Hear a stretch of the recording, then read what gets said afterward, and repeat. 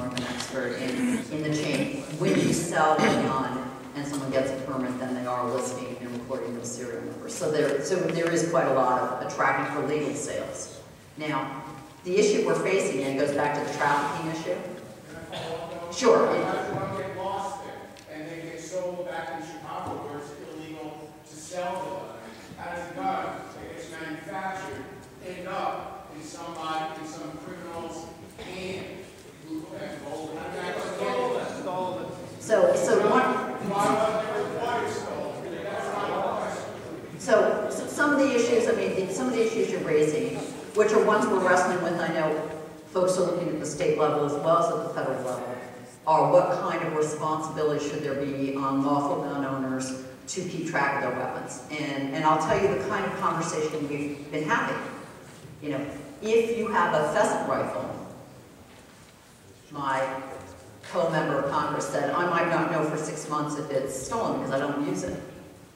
So I wouldn't be aware. Now, if you've got an AR-15, probably should know where it is, and it probably ought to be locked up when you're not using it. So again, I think we need to be thinking of practical ways that recognize if you've got a single-purpose rifle that's used in certain times of the year that people may not know if it's stolen. I don't think we're having problems, though, with pheasant rifles being used on the streets of Chicago. So again, we need much tougher laws on misuse of weapons. And if the weapon registered to you is used someplace else, we've got to have penalties for that.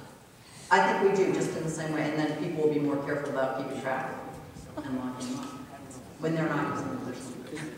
I can actually respond to some of his questions back here. Okay, sorry. My husband is a police officer.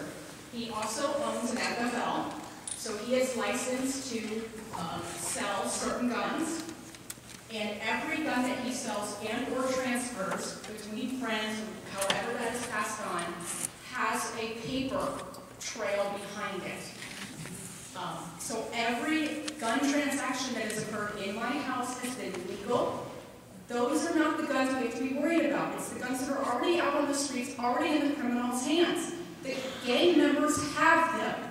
So making it harder for me to get a gun or restricting the capacities of my guns isn't going to change the gang members' guns. They're already out there.